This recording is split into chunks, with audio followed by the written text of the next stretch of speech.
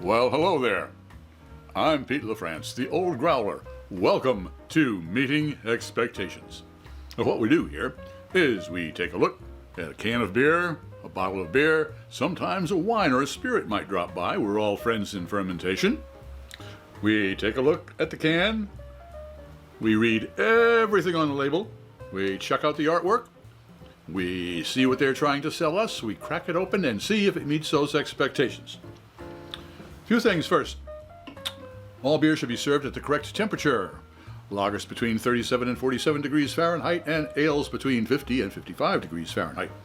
I use a ThermoWorks thermometer to test the temperature of all of our beers. There is a link in the description box below if you are interested. Also, we always use the same style of glassware for all of our beer tastings. That's way nobody has a leg up when it comes to clarity or aromatics. And finally, most folks, when they'll do a tasting, they will take a look. They will sniff, they will sip, and they will pontificate. I'll pontificate, don't worry, I'll get to that, but I will sip before sniffing. Why? I'll let wine expert Fred Dax explain all of that to you. He does a lot better than I do. All right, let's see what we got today. From the OtherHalf Brewing Company, Stacks on Stacks, Southern Hemisphere, double dry hopped Imperial India Pale Ale. I like the very nice. The label on here is very simple. The old tin can, aluminum can there, it looks sharp. All right, double dry hopped Imperial India Pale Ale. Okie doke. Let's see what we're going here. Stacked Southern Hemisphere. This is probably a one or two hop beer from down under. Let's see. Hops are Riwaka, Nelson Sauvin, and Moteku. An Imperial IPA brewed with hand-selected blend of hops, giving notes of papaya, passion fruit, and gooseberry. Alcohol by volume 8.5%, 1 pint 16 fluid ounces. Okay, papaya, passion fruit, and gooseberry. Gooseberry is kind of bitter, if I remember correct. Papaya, we've got then the passion fruit. Everybody's doing the tropical. Everybody doing the tropical notes now.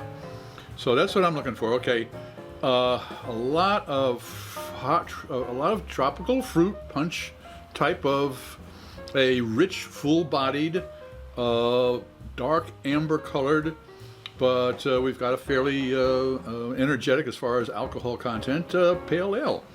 So that's what I'm looking forward to. A fruit, a tropical fruit, pretty highly hopped India Pale Ale. Let's crack it open and see if it meets expectations.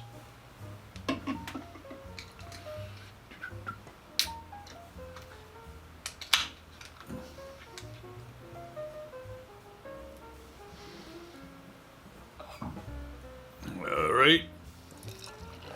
Oh, we've got a hazy one.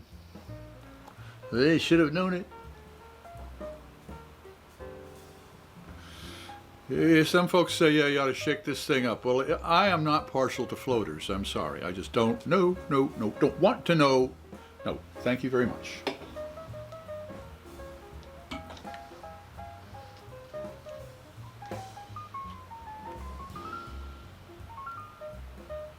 .51 degrees Fahrenheit. It is right at the edge. It's probably a little chilly.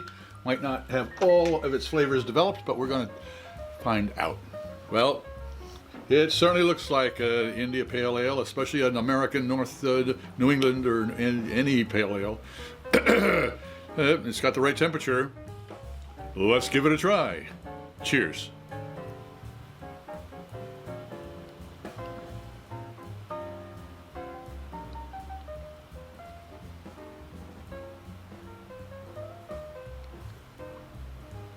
Yeah, I gave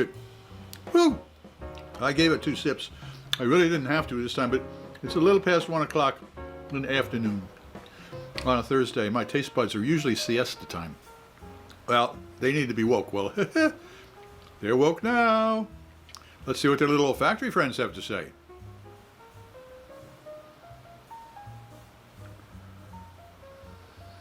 Oak timbers, kind of a musty. If we were at if somebody has been lucky enough to have been in a traditional wooden barn, New England wooden barn, this would be like being up in the loft. This is the type of aroma you get up there. All right. Well, let's see what the taste buds have to say about that.